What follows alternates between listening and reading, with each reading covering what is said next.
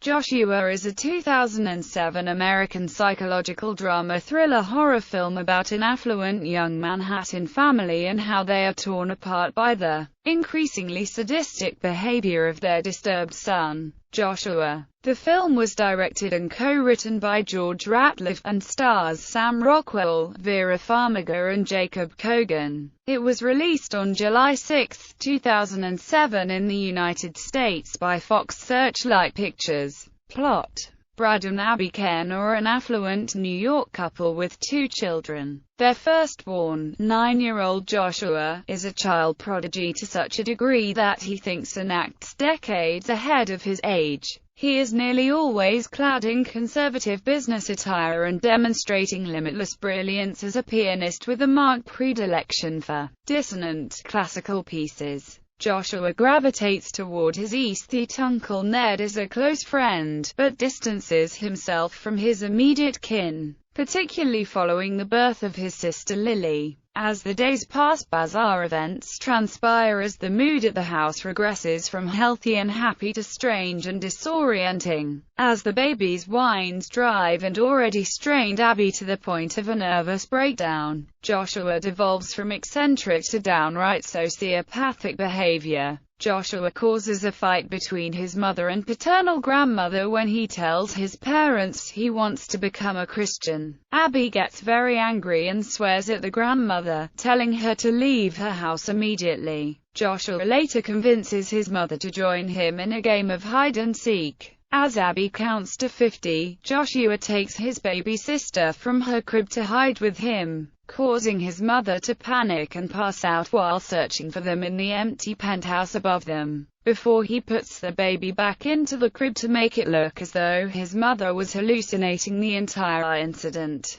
Later, after discussing Abby's psychological problems with his brother-in-law Ned, Brad takes 2 weeks off from his job to look after Abby and his children. When he arrives home, Joshua has gone to the Brooklyn Museum with his sister and the grandmother Hazel. Joshua frightens his grandmother by describing to her in detail about Seth, the Egyptian god of chaos, and his violent acts. While they're at the museum, Brad watches a videotape of Joshua scaring his baby sister with a light, making her cry. He arrives at the museum just in time to see Joshua attempt to push his sister in her carriage down a large flight of stairs. But he stops when he is caught by his grandmother, whom he proceeds to push down the large staircase, killing her and disguising it as an accident.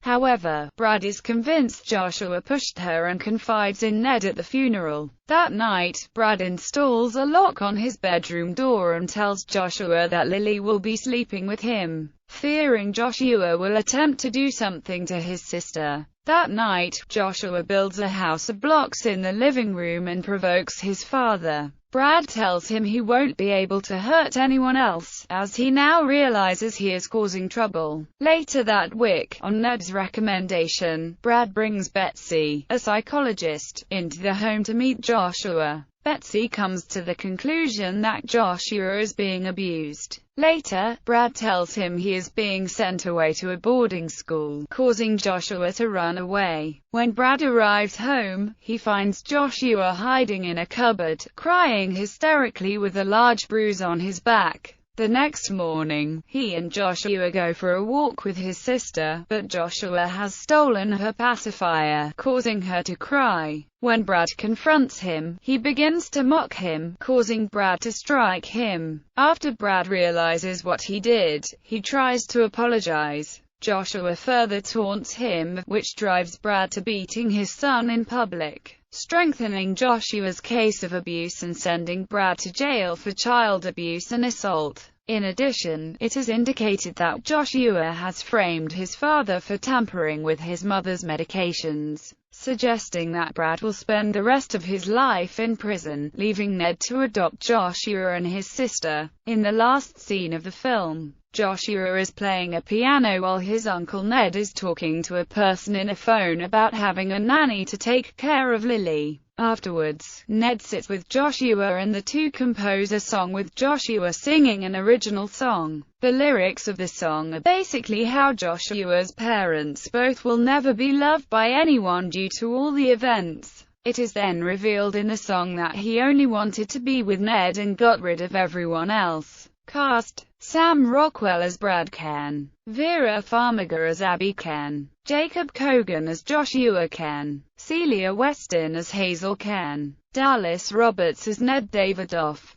Michael McKean as Chester Jenkins, Nancy Giles as Betsy Polshik, Linda Larkin as Maz, Karen Danforth, Alex Draper as Stuart Slocum, Ezra Barnes as Fred Solomon, Jodie Markle as Ruth Solomon, Rufus Collins as Henry Abernathy, Haviland Morris as Monique Abernathy, Tom Bloom as Joe Ken, Jack Cortez as Mr. Wallace Wally Danforth.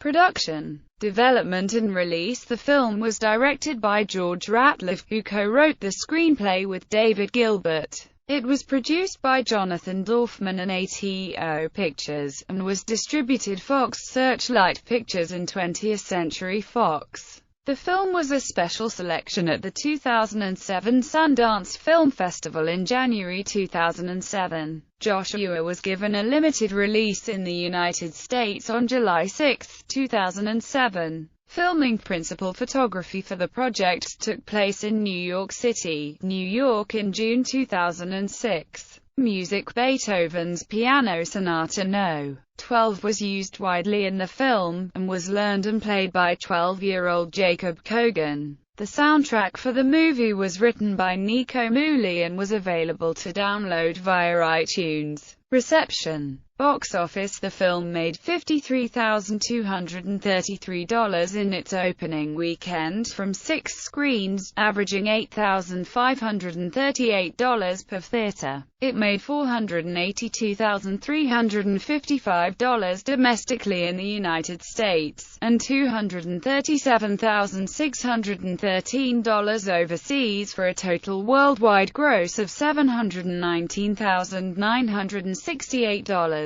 Critical response. Joshua received mixed to positive reviews from film critics. The film currently holds an average rating of 62% on Rotten Tomatoes, based on 99 reviews. The site's consensus reports, though Joshua is ultimately too formulaic, its intelligence and suspenseful build-up heighten the overall creep factor. On Metacritic, the film scored a 69 out of 100 rating, based on 25 critic reviews. Dwayne Burge of The Hollywood Reporter said that the film was a brilliant house of horror tale with Hitchcockian flair. Owen Gleiberman of Entertainment Weekly said that the film is something vitally new that has a cool and savvy fun with your fears. He also notes that it is a superbly crafted psychological thriller. Maitland McDonough of TV Guide gave the film 2.5 stars out of 4. Writing. Ratliff and co-screenwriter David Gilbert are clearly aiming for the highbrow suspense market rather than the down and dirty horror crowd,